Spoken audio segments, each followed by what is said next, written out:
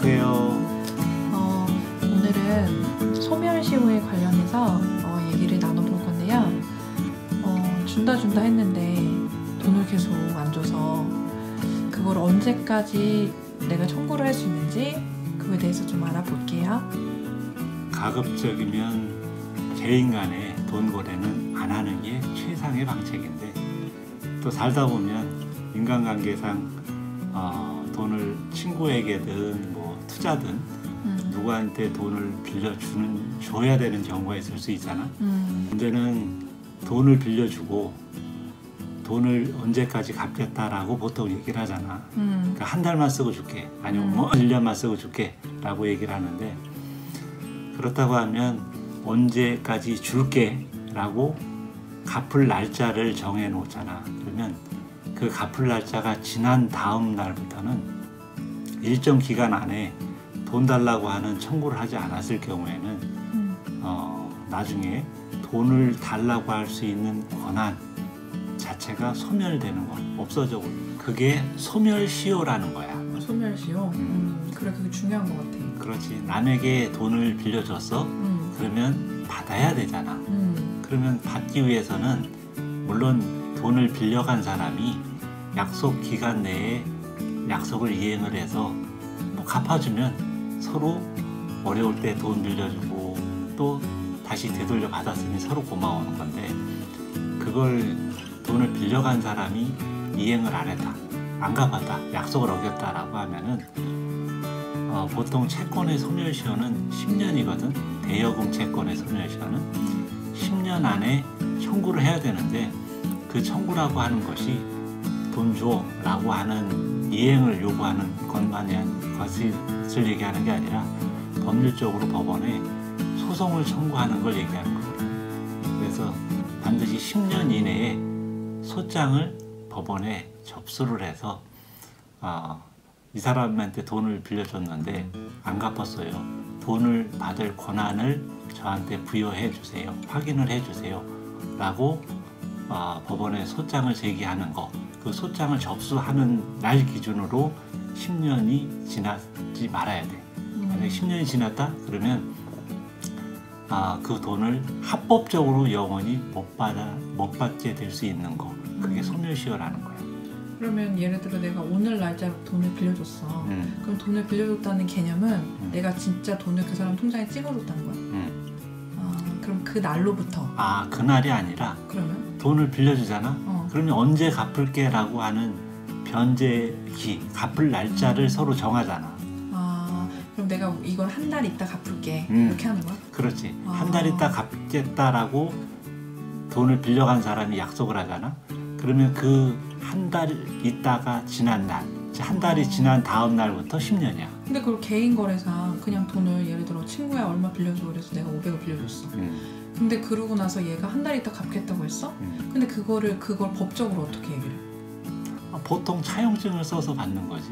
차용증 쓸 때에 원금 얼마, 이자를 얼마, 몇 프로, 그리고 언제까지 갚을 거야 라고 하는 변제 기간. 안 쓰면은 그때는 돈을 빌려준 날, 그때부터 10년이라고 생각을 합니다. 그래도 그렇게 그걸 안 써도 받을 그런 것도 있구나. 그렇지.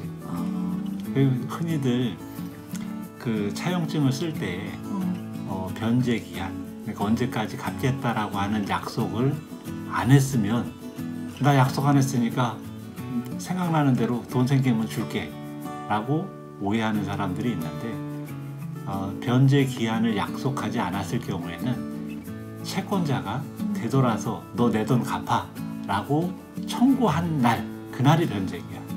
그러니까 예를 들자면 네가 오늘 친구한테 100만 원을 통장으로 빌려줬어. 그런데 제가 언제 갚겠다고 서로 나 급해, 돈 좀 빌려줘 라고 해서, 그래 계좌번호 적어, 그래서 일단 빌려줬단 말이야. 근데 얘가 한 달 있다 갚겠다는 얘기인지 1년 있다 갚겠다는 얘기인지 그런 약속을 안 한 상태에서 돈을 빌려줬어. 그럴 때는 돈을 빌려준 네가, 즉 채권자가 돈 줘 라고 이행을 청구한 날, 그날이 변제기야. 그러면 돈 갚어 라고 한 그럼 그날 내가 3일 있다가 야 빌려간 돈 내놔 그럼 그 3일이야? 그렇지. 3일 있다가 야 너 급해서 돈 빌려줬는데 3일 안에 돈 줘 라고 이행을 요청한 날. 돈 달라고 한 날. 그날부터 10년이라는 거야. 그렇지. 돈을 빌려준 거는. 알겠어. 그러면 내가 예를 들어 10년 딱 되기 10년 날 그거 청구해도 그거는 되는 거네. 그렇지. 그래서 소송만 접수를 하면 보통 공무원이 근무하는 시간이 몇 시부터 몇 시까지야? 9시부터 6시. 그렇지. 그런데 네가 친구한테 돈을 빌려줬어.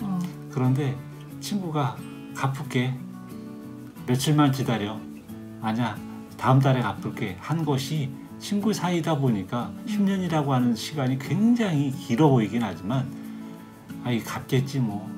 참 어떻게 내가 소송까지 해. 그렇지. 라고 미적미적대다가 보면 10년이 금방 지나가거든. 그럴 경우에는. 그런데 이런 경우가 있잖아. 물론 극적인 예이긴 하지만 네가 돈을 빌려줬어. 한 달 있다 친구가 갚는데 그래서 한 달이 지난 다음 날부터 계산을 딱 해보니까 지금 밤 9시야. 그런데 오늘 밤까지야. 오늘 밤 12시까지. 10년이 딱 되는 날이. 그러면 이미 공무원은 저녁 6시면 다 퇴근해서 법원에는 아무도 없단 말이야. 그렇지. 그럼 소장을 접수를 언제 해? 내일 해. 그러면 내일 하면은 이미 오늘 밤 자정까지가 소멸시효 10년이 기한일이 오늘 밤 자정까지야. 근데 내일이 지나면 10년이 지나가 버리잖아. 그래. 그럴 때는 소장을 하나 작성을 해가지고 막 뛰어가. 어디로? 관할 법원으로. 법원으로 뛰어가면 법원에 가면은 15번 같은 경우는 보통 법원 정문에 들어가는 데에다가 야간 우편물을 넣을 수 있는 함이 있어. 거기다가 소장을 써서 접수하는 시간, 예를 들어서 지금 9시야. 그러면 뭐 준비해서 뛰어가니까 밤 11시 30분이야. 그러면 오늘 날짜에 몇 시 몇 분 투입함 이렇게 해가지고 그냥 소장 형태를 넣어서 거기에는 인지대나 송달료 같은 공과금을 안 붙여도 돼. 그건 나중에 보완하면 되니까. 그래서 그 야간 투입함에다 딱 넣어. 그러면 다음날 아침에 공무원이 출근해서 제일 먼저 그 함을 열어봐서 어젯밤 11시 30분에 채권자가 소장을 접수했네 라고 해서 어제 날짜로 접수방을 찍어서 소소장을 접수해. 그럼 거기에 보면 법원에서 접수할 때는 인지대나 송달료 같은 공과금을 납부를 해서 확인서를 붙여야 되는데 안 붙어 있어. 그럼 법원에서는 이것이 안 붙어 있으니 뭐 보통 일주일 안에 그걸 납부를 하고 보완을 하세요라고 하는 보정 명령이라는 걸 내리거든. 그걸 보정하면 되는 거야. 그래서 우리가 그 법원에서 접수를 받는 거는 그런 시효 때문에 24시간 접수를 받아. 그래서 보통 그 큰 법원, 예를 들어서 뭐 지방법원 같은 큰 법원 같은 경우는 야간에 가도 당직실에서 24시간 받아. 그러니까 공무원이 6시에 땡 하고 퇴근하잖아. 그러면 항상 당직을 보는 사람이 있기 때문에 당직실에서 문서 접수를 받아. 그래서 당직실이 있는 곳은 거기다가 접수를 하면 되는 거고, 만약에 당직실이 없는 시, 군 법원 같은 뭐 이렇게 시 단위의 조그만 법원이 관할이다. 그러면 거기에는 반드시 법원 정문 앞에 그 문서, 야간에 문서를 투입하는 투입함이 있거든. 거기다 써서 넣으면 되는 거야. 그래서 사람들은 저녁 6시 지났으니까 이제 끝났네 라고 포기하면 절대 안 된다. 소멸시효 기간에 맞춰서 그러면 그 다음에 2탄에서 우리가